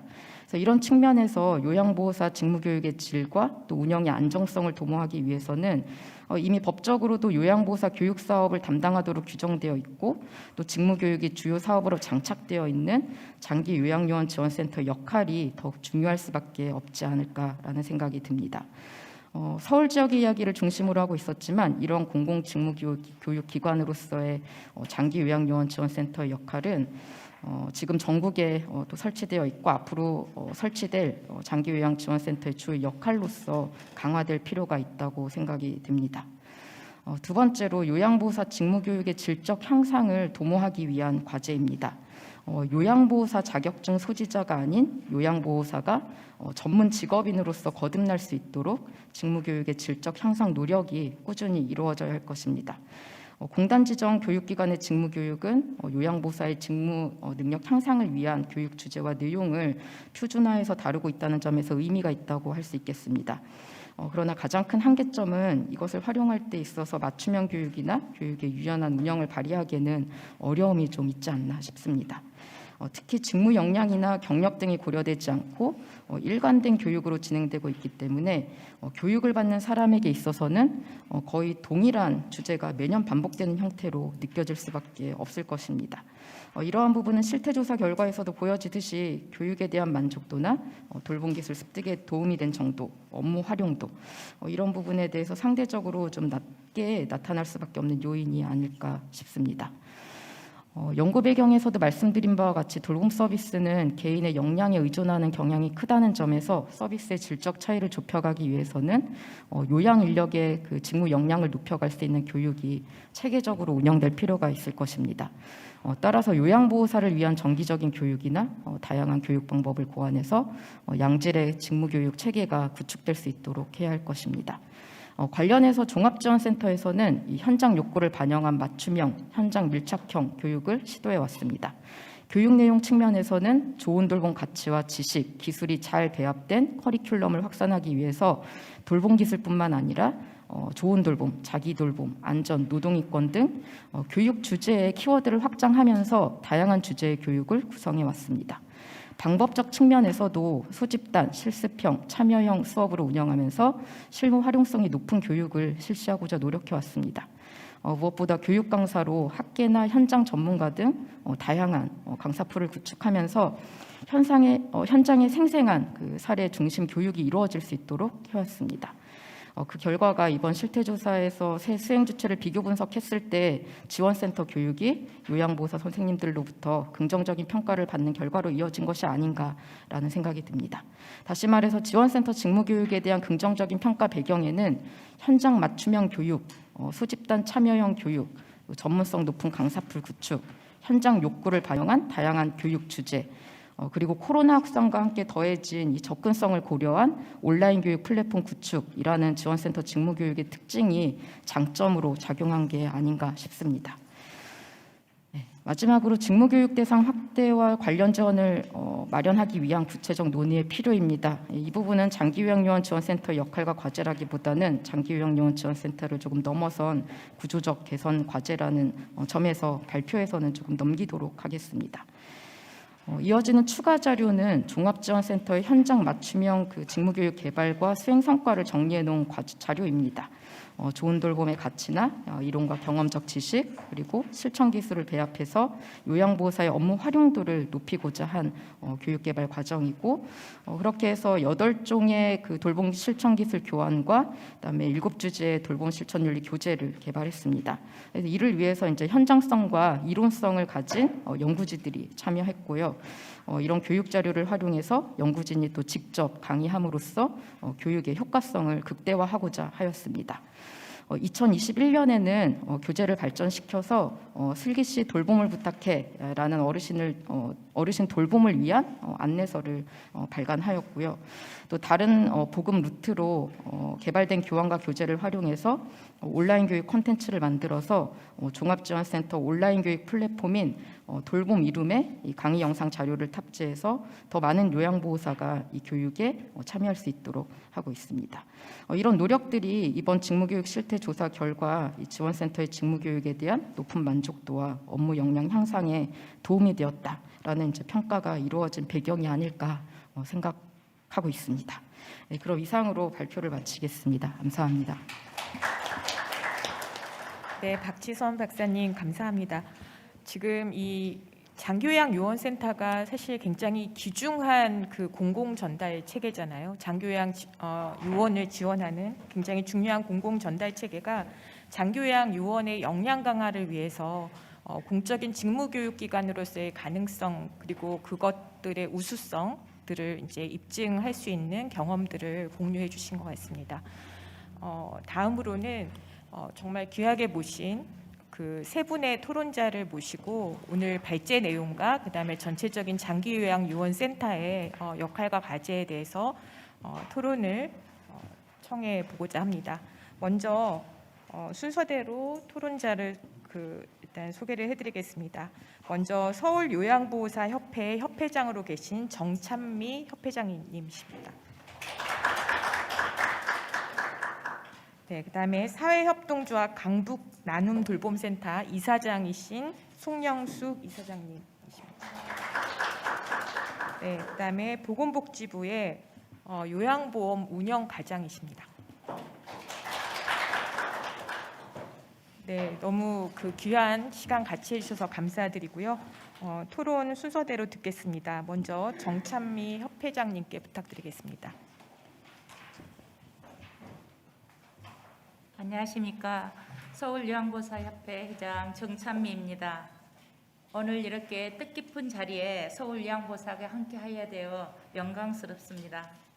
서울요양보호사협회는 현장 요양보호사가 직접 권위 향상을 위해 활동하는 조직으로 2017년 12월에 창립된 단체로서 서울지역 4개 권역별 25개 자치 모임을 매월 진행하고 있습니다. 돌봄 정보 공유, 처우 개선을 위한 조례 제정, 어르신 돌봄에 대한 정책 제안, 요양보호사의 사회적 인식 개선을 위한 기자회견과 캠페인 등도 진행하고 있습니다. 저는 12년째 요양보호사로서 직접 현장에서 어르신을 수행해 왔습니다. 코로나19로 모두가 사회적 거리두기를 할 때도 우리 요양보호사들은 감염 위험이 높은 어르신들을 가장 가까이에서 돌봤습니다.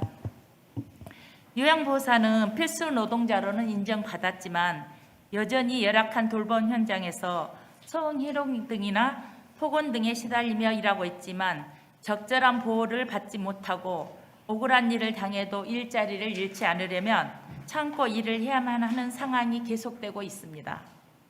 그나마 저희들이 다행으로 생각하는 것은 서울시 어르신 돌봄 종사자 지원센터를 통해서 많은 교육과 상담을 받으면서 그나마 답답한 마음을 토로할 수 있었다는 점입니다.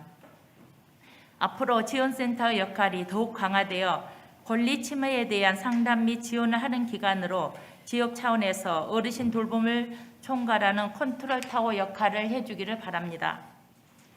장기 요양 요원이 권리 침해를 당했을 때 먼저 기관장에게 권리 요청을 하고 기관장이 조치를 하되 미개선 시에는 장기 요양 요원이 직접 지원센터에 권리 침해 상담 및 지원을 요청하고 지원센터가 상담 및 조사 후 시군구에 보고하여 기관장 개입 및 해결 과정은 기관 운영 평가에 반영되어야 한다고 생각합니다. 일부 기관장들은 이렇게 그 처리를 해주신 분들도 계시지만 대부분 이제 영세한 민간 업체다 보니까 말을 해도 그냥 참고 넘어가라는 그런 말들을 많이 해서 선생님들이 말 하나만 하니까 내만 잘리니까 그냥 일을 한다고 하는 사람이 너무 많습니다. 이렇게 지원센터 역할이 강화되어 권리 침해에 대한 사례들을 수집하고 해결책을 함께 모색하는 한편 지자체나 정부에서는 시정 공고에 그칠 것이 아니라 개선할 수 있는 정책을 만들고 해결할 수 있는 법률을 만들어 돌봄 종사자들이 안심하고 일할 수 있는 환경을 만들어야 된다고 생각합니다. 양질의 서비스 제공이 가능하도록 장기 요양지원센터의 교육 역할이 강화되기를 바랍니다. 2021년 12월 보건복지부 고시가 변경되어 서울시 어르신 돌봄 종사자 종합지원센터를 비롯한 장기요양지원센터가 건강보험공단 요양보호사 재교육기관으로 지정된다는 변화는 현장 요양보호사 입장에서 너무나 기쁜 일입니다. 양질의 교육이 보장되어야 양질의 돌봄 서비스를 요양보호사들이 제공할 수 있기 때문입니다. 요양보호사들은 현장에서 어떻게 하면 어르신을 잘 돌볼까 하고 매일매일 고민을 합니다. 그리고 어르신들을 돌보면서 발생하는 많은 사례들 때문에 고민하기도 합니다. 다양한 사례나 궁금한 점, 새로운 돌봄 기술에 대한 현장 맞춤형 교육을 그간에는 어르신 돌봄 종사자 지원센터를 통해서 저희들이 받아왔습니다. 그런데 여기서 제공되는 교육이 이제는 공식적인 교육 제공 제도가 된다고 하니 참 좋은 소식입니다. 8시간 요양보호사 재교육 제도는 요양보호사들에게 소중한 대조입니다. 저희들이 그 해년마다 이렇게 직무교육을 받으러 가면 매년 그렇게 똑같은 내용으로 반복되는 그런 것을 하기 때문에 선생님들이 받고 와서 매우 지루하다고 그런 말을 많이 하고 어르신들 입장을 이해하겠다는 소리도 많이 합니다. 왜 그러냐 그러면 똑같은 말을 계속 반복해서 아는 내용인데 그것을 반복해서 되풀이하기 때문입니다. 또한 건강보험공단에서 매년 발표하는 요양보호사 재교육 커리큘럼에 지원센터가 잘 만들어온 돌봄 실천 윤리 과목이 많이 반영됐으면 좋겠습니다. 그 지원센터는 저희 요양보호사들하고 항상 같이 이렇게 접촉을 하기 때문에 저희들이 이렇게 그 말하는 내용을 잘 이해를 하시고 거기에 대해서 이제 책도 만들어내시고 그랬기 때문에 이번에 이제 그 교재를 바탕으로 이제 쓴 것이 슬기씨 돌봄을 부탁이라는 책자를 보았는데 초보자도 그거를 읽으면 요양 현장에 바로 투입돼서도 잘 일을 할 수 있는 그런 이야기들이 지금 나와 있습니다. 그래서 그것도 교재로 사용했으면 좋겠다고 생각합니다. 전국구 장기요양센터가 건강보험공단 요양보호사 재교육기관으로 역할을 했으면 좋겠습니다. 전국구 요양보호사들에게 양질의 재교육을 통해서 좋은 돌봄을 할 수 있는 기회가 제공되는 것입니다. 어르신을 돌보는 장기요양의 문제점들, 현장의 사례들을 전당해주는 창구는 많지 않습니다. 유일하게 장기요양지원센터가 그 역할을 한다고 생각합니다. 조례나 법, 장기요양 현장의 지침 등 장기요양 현장에 많은 영향을 주는 상황에 대해서 요양보호사 등 어르신 돌봄 종사자들의 의견을 청취하고 이를 정책 단위로 연결하는 역할을 강화해야 합니다. 이번에 이제 서울시가 발표한 제1기 서울시 이제 요양보호사 처우 개선이라든가 제2기 장기 요양요원 처우 개선, 그것도 저희들이 같이 현장에서 토의를 통해서 사례나 의견들을 모아서 그거를 같이 이뤄냈다고 이제 그 생각합니다. 그래서 이제 보건복지부 차원에서 장기 요양요원 처우 개선 종합계획을 수립하고 지자체 단위의 계획이 만들어지고 해당 지자체 처우 개선 사업을 전국의 장기 요양요원 지원센터가 수행한다면 전국의 요양보호사들의 처우가 전반적으로 개선되리라 생각합니다. 2022년 4월 12일 국가인권위원회가 발표한 노인 돌봄 공공성 강화 및 노인 돌봄 노동자 처우 개선을 위한 제도 개선 공고안이 있습니다. 또한 유의미합니다. 요양보호사 표준임금을 제시하는 임금 가이드라인을 마련하고 관련 고시를 정비하며 노인 돌봄 노동자의 건강권, 휴식권 등을 보호하라는 내용으로 보건복지부가 장기 요양요원의 노동인권이 보장되는 처우 개선 종합계획을 발표하여 전국적으로 지자체 계획이 수립되도록 하는 것이 필요합니다. 장기 요양요원 지원센터는 돌봄 노동자의 희망이며 버팀목입니다. 좋은 돌봄과 좋은 일자리를 위해서는 지원센터들이 더욱 늘어나고 그 역할도 강화돼야 한다고 생각합니다. 그렇게 하려면 중앙정부, 지자체, 장기요양요원 지원센터의 역할 분담이 잘 되고 그 과정에서 현장 요양보호사들의 의견을 잘 반영해야 한다고 생각합니다. 앞으로도 장기요양요원 지원센터가 장기요양요원의 교육, 건강, 노동, 정책의 복합적인 지원 제도이자 돌봄 노동의 인식 개선과 좋은 돌봄을 확산하는 역할을 담당하는 기관으로 발전하도록 기대합니다. 감사합니다. 네, 정찬미 협회장님 감사합니다. 크게 세 가지를 강조해 주셨는데요. 첫 번째로는 권익 침해를 지원하는 역할에 대한 부분을 강조를 해주셨고, 두 번째는 이 장교양 지원센터가 역량 강화를 하는 현장의 수요를 굉장히 민감하게 반영한 교육 내용들을 이제 해내는 역할들이 필요하고 거기서 이제 중심적인 역할을 할 수 있는 것들을 확인했다, 이런 얘기를 해주셨고요. 세 번째로는 현장의 목소리를 정책으로 전달하는 역할을 장교양 요원센터를 통해 가지고 하는 부분에 대한 기대에 대한 말씀을 해주셨습니다. 다음으로 그 송영숙 이사장님께 토론 부탁드리겠습니다. 네, 저는 그 장기요양 지원센터의 역할 중에 그 요양보호사의 요원들의 그 역량 강화 측면에서의 교육 관련해서 몇 마디 첨언을 좀 드리고자 합니다. 옆에 과장님 나와 계시는데 제가 공단의 직무 교육을 지금 7년째 사실 이제 벌써 이제 해왔는데, 제가 이제 지금까지 보수 교육을 진행해 공단 보수 교육이 사실은 공식적인 보수 교육으로 지금 현재 되어 있어서 사실은 뭐 이제 여기 글에 나와 있는 것처럼 뭐 평가를 하려고 하기보다는 앞으로 지원센터가 지금 현재 보수교육의 문제들을 좀 잘 귀담아 들으시고 앞으로 좀 많은 공을 좀 들여달라고 하는 좀 요청으로 좀 받아주셨으면 합니다. 지금 이제 저희 공단 보수교육이 지금 매년 진행되고 있는데 사실은 내용이 매년 비슷비슷하게 똑같습니다. 저희가 이제 집에서 남편들한테 민방위 교육 갔다 오면 오늘 교육 어땠어? 물으면 맨날 똑같이 그걸 왜 묻냐고 핀잔을 먹는데, 저 현장의 요양보호사한테 교육을 갔다 와서 교육 어땠냐고 물어보면 똑같은 얘기가 사실 돌아옵니다. 그 이유를 보니까 매번 자격증 취득 때 배웠던 그 취득 과정에서의 그 정도의 요양 기술, 뭐 이런 뭐 소통 기술, 뭐 이런 내용들을 지금 매년 같은 컨텐츠로 지금 반복을 하고 있는 거죠.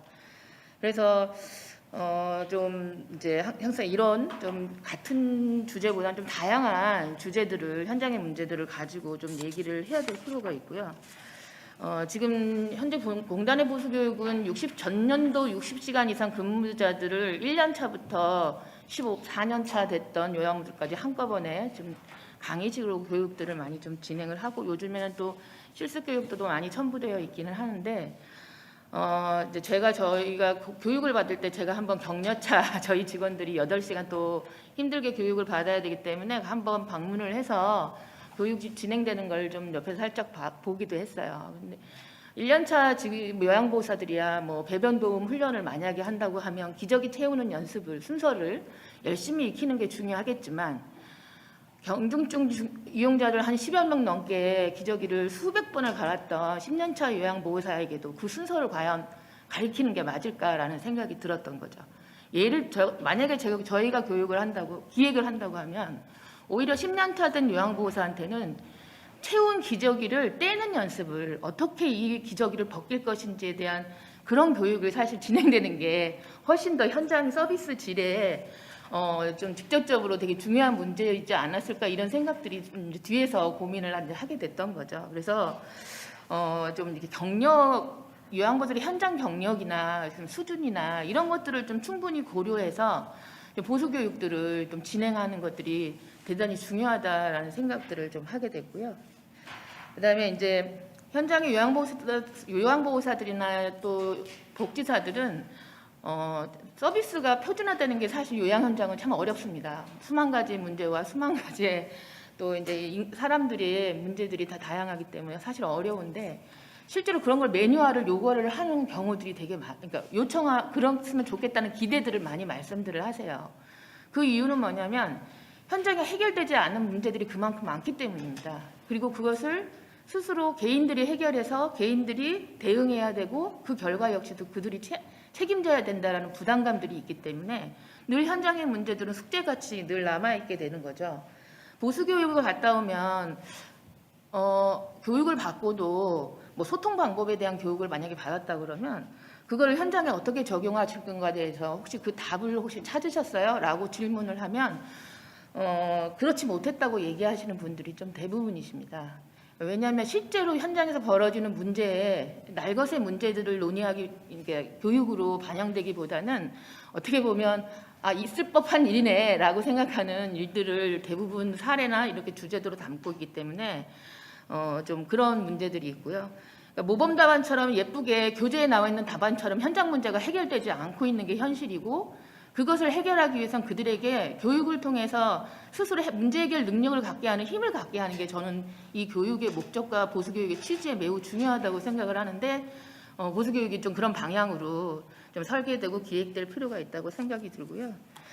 저는 기관을 운영하면서 사실 교육 때문에 많은 고민들을 하게 돼요. 이유는 전문교육 현장에 이런 밀착된 문제들을 가지고 그걸 좋은 콘텐츠로 좋은 강의로 해줄 수 있는 기관들이 이제 민간 기관들이 이제 보수교육을 담당하고 있지만 그런 강사나 기관들을 찾기가 너무 어렵습니다. 비용도 사실 너무 찾았다 하더라도 너무 이제 감당하기가 좀 어렵기도 하고요. 지금 어쨌든 간에 그러다 보니까 공단에서 하는 보수교육을 그나마 공공 영역에서 하는 유일한 교육이다 보니까 이제 믿고 의존도가 높게 될 수밖에 없는데 지금 또 우리 공단의 교육들은 또 이 정도의 수준이라는 거죠. 그래서 저희 기대는 뭐 약은 약사에게 그다음에 뭐 진료는 의사에게 받아야 되는 것처럼 교육 역시도 교재에는 늘 요양보호사는 전문가라고 얘기하는데 이들을 정말 전문가로 키우고자 한다면 교육기관 역시도 전문가스러운 교육기관이어야 된다고 생각을 하고요.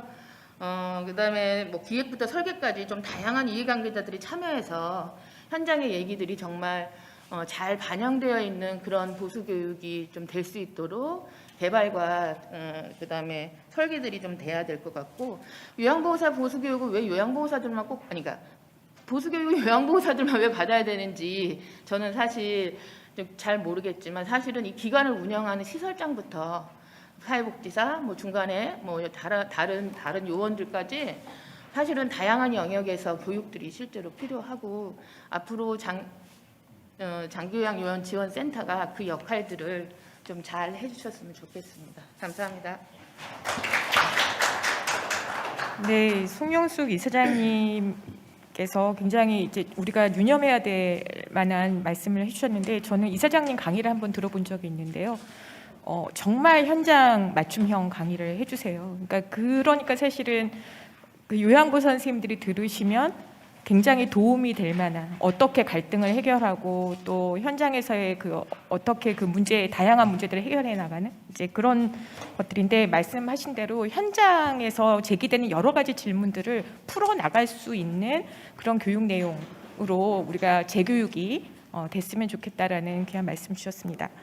네, 세 번째로 정말 귀하게 참여하신 분이십니다. 저희가 정책을 통해서 사실은 많은 것들을 풀어나갈 수 있기 때문에 더 기대하는 바가 큰데요. 보건복지부의 요양보험 운영과 이선주 과장님께 토론 부탁드리겠습니다. 네, 안녕하세요. 요양보험 운영과장입니다. 만나 뵙게 돼서 반갑습니다. 제가 참여를 못했는데 요 앞전에 발대식이 있으셨다고 들었고요. 협의체 발대하신 거 진심으로 축하드립니다. 제가 요양보험 운영과장으로 2월에 발령을 받았는데 처음으로 참여하는 토론회가 오늘 이제 이 토론회입니다. 그래서 굉장히 초대해 주셔서 감사하고 뜻깊게 생각하고 있습니다.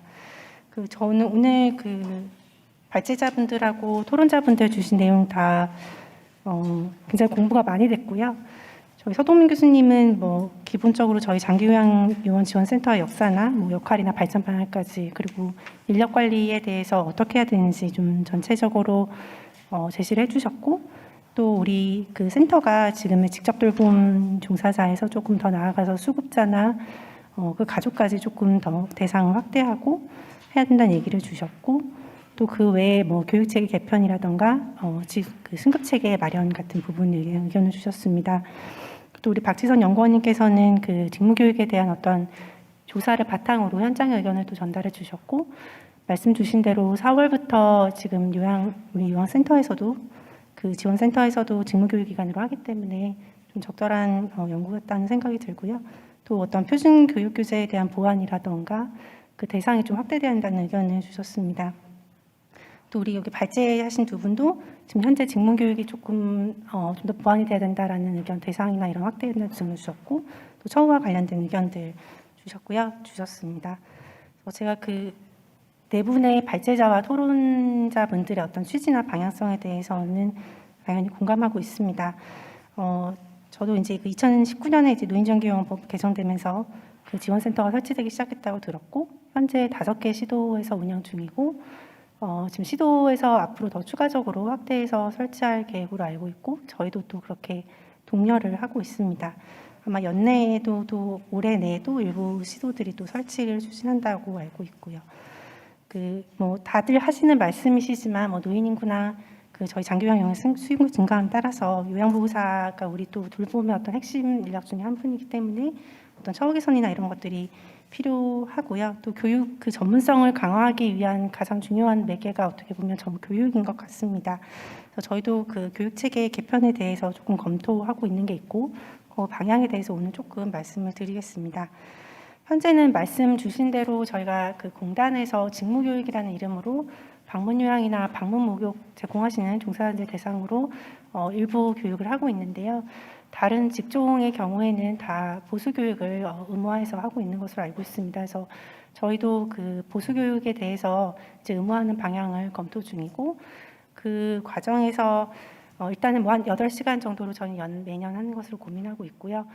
지금 의견을 주셨던 어떤 교재의 좀 더 보완이라던가, 혹은 과목이 지금 너무 차별성이 없다라는 이야기들이나 이런 것들 주셨는데, 그런 것들 조금 반영해서 장기요양 요원의 어떤 병력이나 그런 상황에 따라서 조금 더 보수교육에 내실 있게 운영할 수 있게끔 할 수 있을 것 같습니다.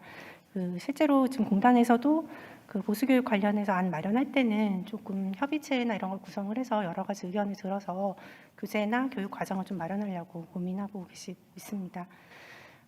보수교육의 경우에는 이제 저희가 의무화를 하게 되면 이제 실제로 장기요양 업무에 일정 기간 종사하신 요양보호사나 혹은 좀 종사를 안 하셨다가 다시 복귀하시는 우리 요양보호사분들의 대상으로 하게 되는데요.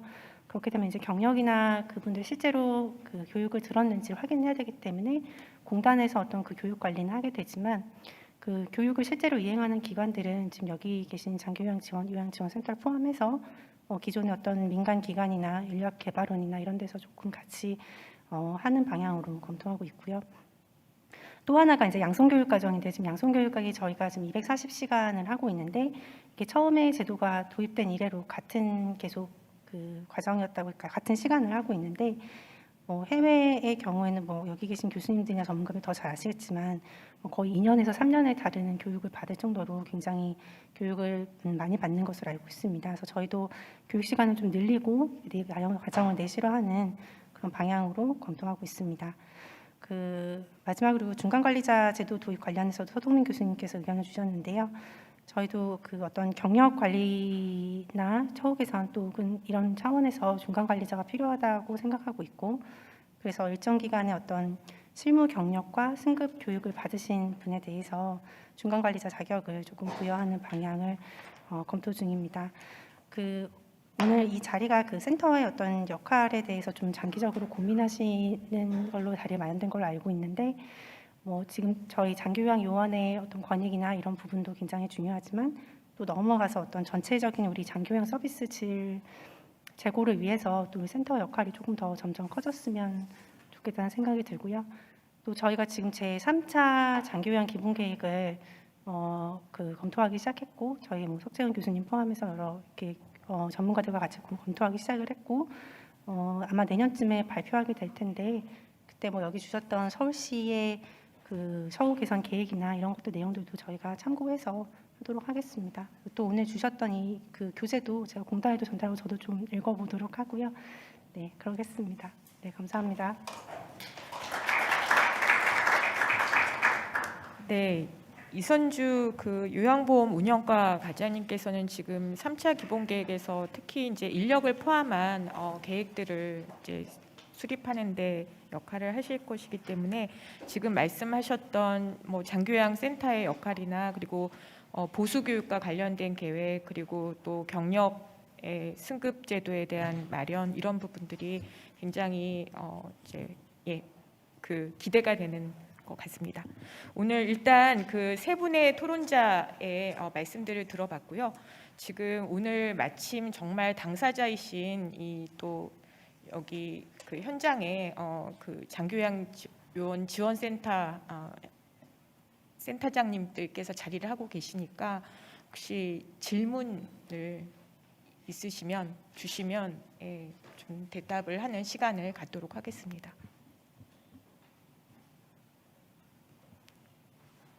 네.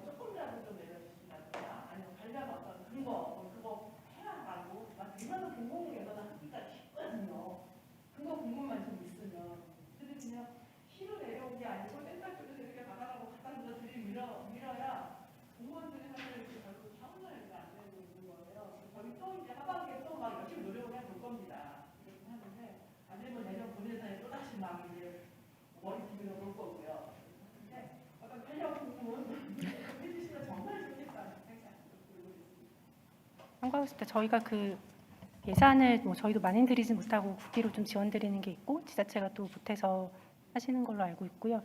직무 교육은 그 아마 그 교육료를 받을 수 있는 것으로 알고 있고 그 대부분 지금 현재 그 뭐죠? 그 요양기관 장께서 부담을 하시는 걸로 알고 저희가 50% 정도는 요양기관장에서 부담하시는 걸로 알고 있습니다. 네.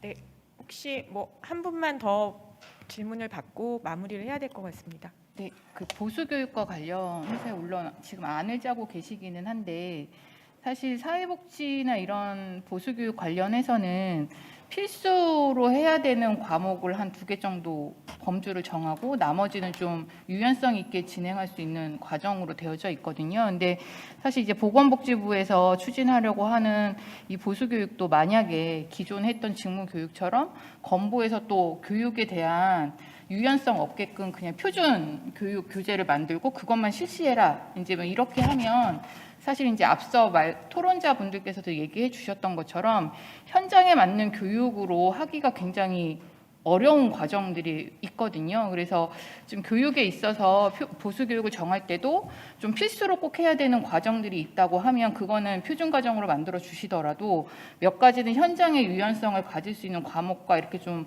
구분해서 좀 배치를 해주셨으면 싶은 것을 좀 제안드립니다. 네, 뭐 주신 의견 제가 지금 그 공단에서 검토하는 것은 그 일정의 어떤 과목이라고 해야 되나요? 구분을 크게 두고 거기에 좀 여러 가지의 강의 과목 지금은 하나씩만 있다면 여러 가지 과목을 둬서 이제 요양보호사분이 이제 선택할 수 있게끔 하려고 하는 거고요.